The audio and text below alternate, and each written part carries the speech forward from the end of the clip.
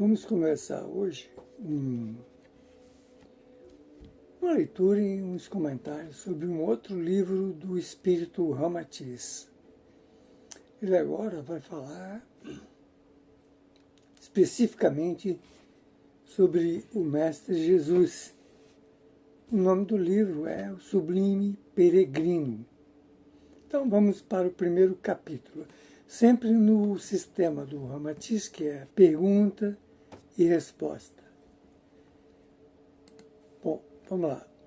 Agora, esse capítulo vai começar a fazer umas considerações sobre a divindade e existência de Jesus. Primeira pergunta. Que dizeis a respeito do dogma católico que afirma ter sido Jesus o próprio Deus encarnado, feito homem, para salvar a humanidade? Responde Ramatiz. Em verdade, Jesus é o espírito mais excelso e genial da Terra, da qual é o seu governador espiritual. Foi também o mais sublime, heróico e inconfundível instrutor entre todos os mensageiros espirituais da humanidade.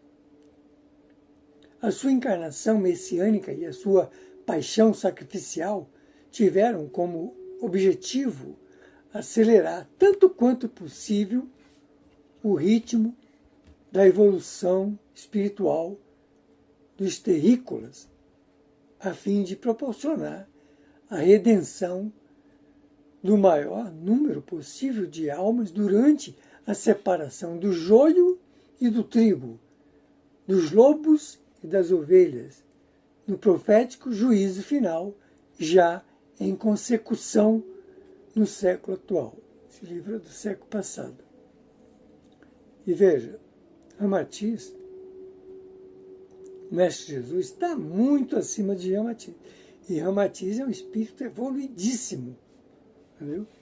Ele é contemporâneo, foi discípulo de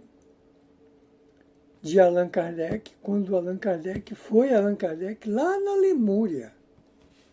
Entendeu? Então, Allan Kardec, que foi João Batista, que foi Elias, foi Moisés, entre outras reencarnações, ele ainda está acima de Ramatiz.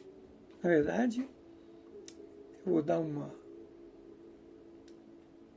espólio aqui para quem estuda muito essas coisas, como eu, desde criança. Vou fazer 70 anos esse ano, esse mês agora. E a minha vida, a família que eu nasci, sempre estudou essas coisas. Eu tive esse benefício, né? Mas vamos lá. Segunda pergunta. Podereis referir, mas eu vou voltar aqui porque eu ia falar de Jesus o seguinte. Se vocês pegarem o Evangelho de Jesus segundo João Evangelista, que foi apóstolo, que foi profeta também, escreveu o Apocalipse, psicografou, ele era médium.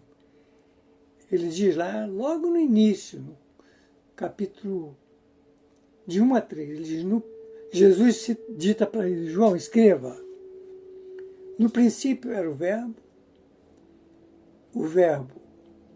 era Deus, o Deus do planeta Terra, melhor, estava com Deus, tudo aqui foi feito por ele, o Mestre Jesus. Então, Jesus coordenou desde a criação do planeta Terra.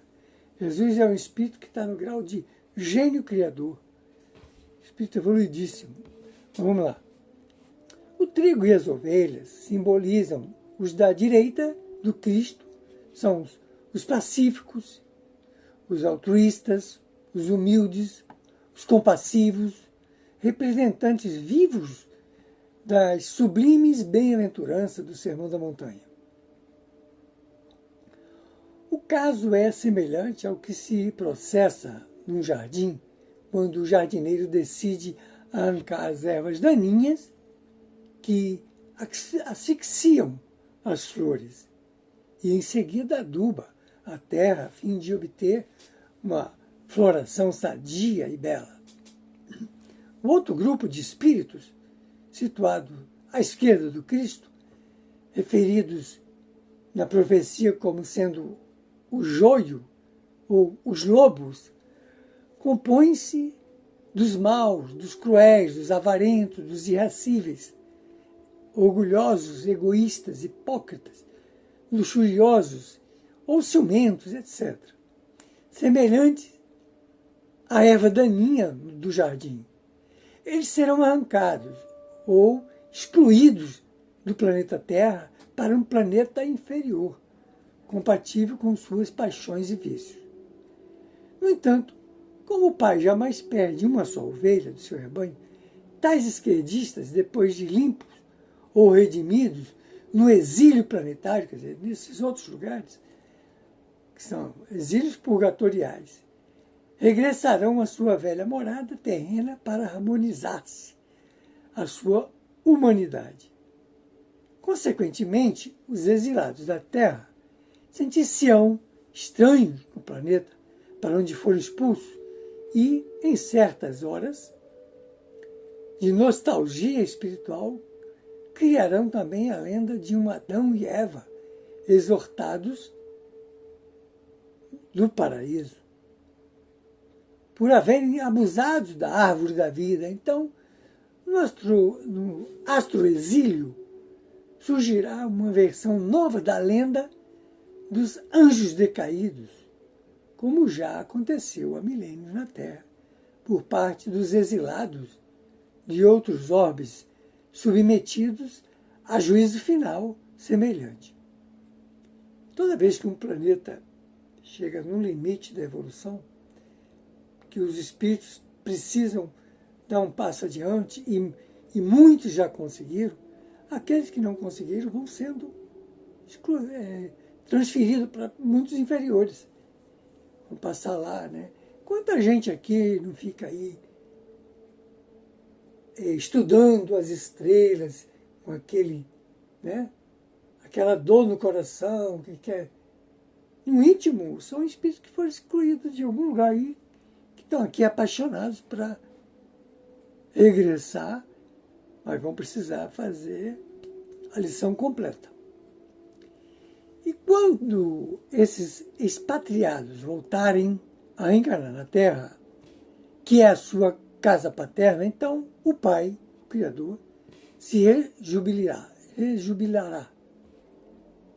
No terceiro milênio, a Terra será promovida a um grau sideral ou curso espiritual superior, algo semelhante ao ginásio do currículo humano, o antigo ginásio, né? Cujos inquilinos ou moradores serão os espíritos graduados à direita do Cristo, conforme diz João, no Apocalipse, capítulo 21, versículo 27. Não entrará nela, planeta Terra, coisa alguma contaminada. Isso aí vai acontecer no final desse milênio, durante esse milênio. Não é daqui um dia ou dois, não.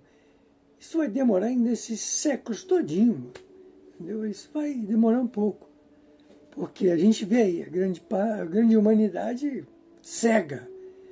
É olho por olho, é crime, é todo tipo de coisa ruim. Então, nela,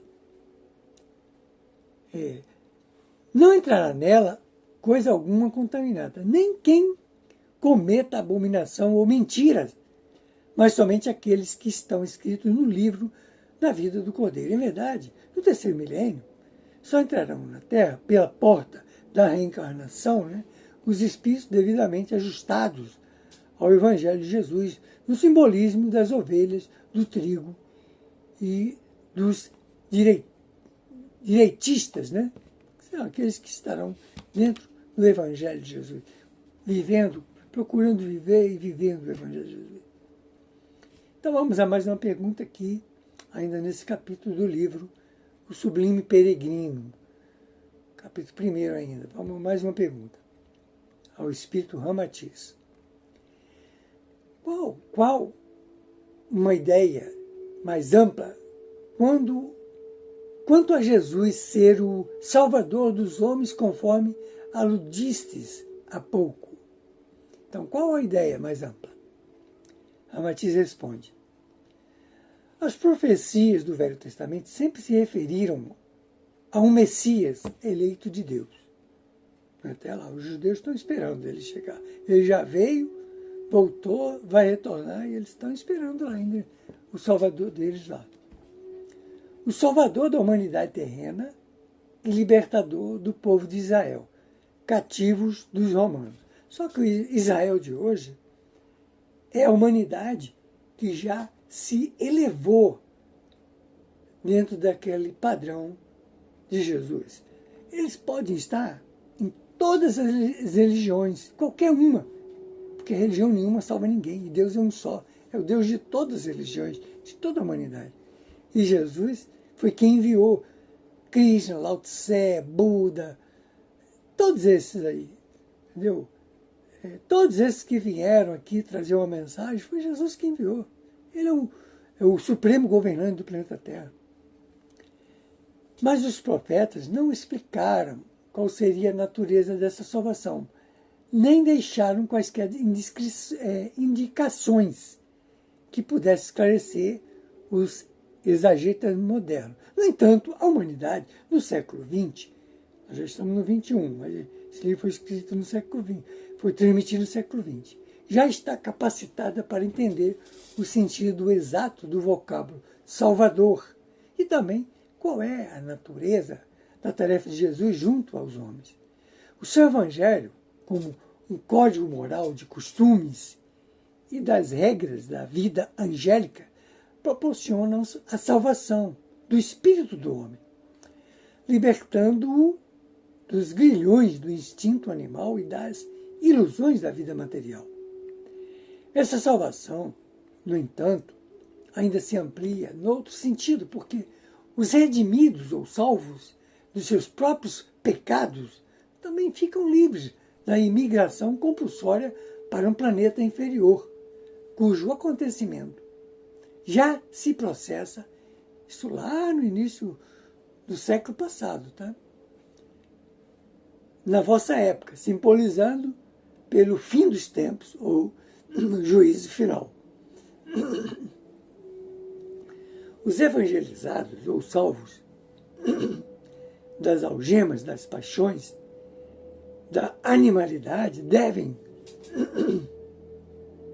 corresponder ao simbolismo do trigo, da ovelha ou da direita do Cristo, a fim de ficarem desobrigados de uma emigração retificadora para outro orbe inferior, sendo-lhe permitido reencarnar-se na Terra, participando da humanidade sadia e pacífica predita para o terceiro milênio,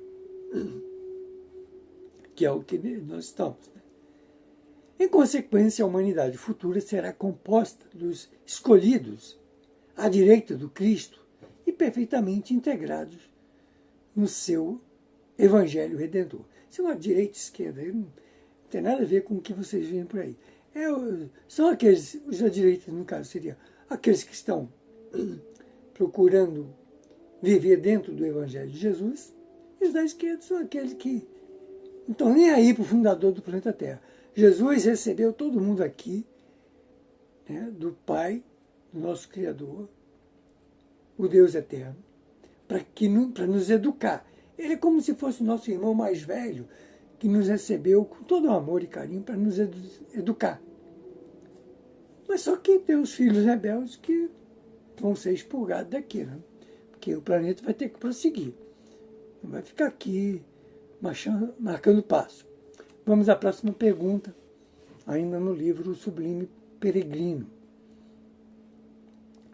Qual a outra afirmação da Igreja Católica de que Jesus era o Filho de Deus, como a segunda pessoa da Santíssima Trindade manifesta na carne? Então, prestem bem atenção nessa explicação. Tá?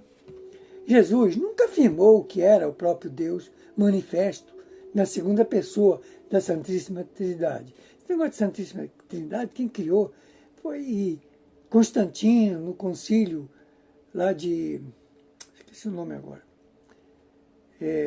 Quando eles montaram o esquema da Igreja Católica. Né? Porque a Igreja Católica, todo mundo sabe, que foi uma armação do imperador Constantino, porque viram que não tinha jeito como lutar contra os cristãos, porque os cristãos não reagiam com violência. Entendeu? E o cristianismo foi crescendo. Então eles viram, bom, vamos usar o cristianismo como instrumento para dominar os povos, esse povo. Foi por aí, mais ou menos. Aí inventaram Trindade. Isso aí não... Pode procurar o Evangelho, a Bíblia, o Evangelho. Não existe nada falando sobre Trindade. Quando fala Deus, o Cristo e o Espírito Santo, Deus é o Criador, Jesus é o Cristo. O Espírito Santo são todos os espíritos que Jesus enviou para a Terra para nos proteger, nos iluminar, entendeu?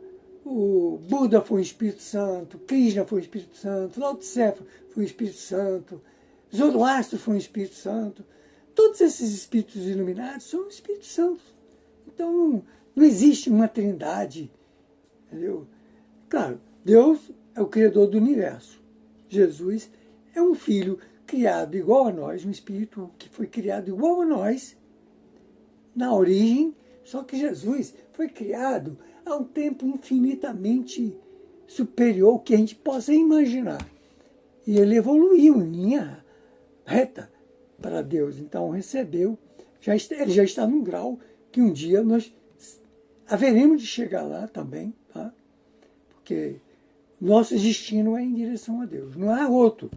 Todo outro destino, todo outro que a gente se desencaminhar é só destino de sofrimento, amargo. Por isso que a ideia do inferno eterno, a ideia do inferno eterno é que tem espíritos que ficam renitentes no mal, entendeu? Tem espírito que já foi banido de outros planetas e não consegue nem voltar para o planeta original dele. Mas vamos lá, a resposta aqui dessa pergunta. Vou repetir porque eu já falei muito. Qual a outra afirmação da Igreja Católica de que Jesus era o Filho de Deus como a segunda pessoa da Santíssima Trindade manifesta na carne? Resposta. Jesus nunca afirmou que era o próprio Deus manifesto na segunda pessoa da Santíssima Trindade. Nem se pronunciou diferente da natureza dos demais homens, mas deixou bem claro a sua condição de irmão de todos os homens e filhos. Irmãos de todos os homens, Jesus deixa claro, e filhos do mesmo Deus, quando por diversas vezes assim se dirigia aos seus discípulos. Eu vou ao meu Pai e a vosso Pai. Então ele se colocou como irmão nosso. A meu Deus e a vosso Deus. Bem evidente nesse conceito que ele se referia a Deus como Pai de todos os homens e a todos os homens como filhos desse mesmo Deus e Pai. Ficamos aqui, esse é o primeiro capítulo do livro O Sublime Peregrino, do Espírito Ramatiz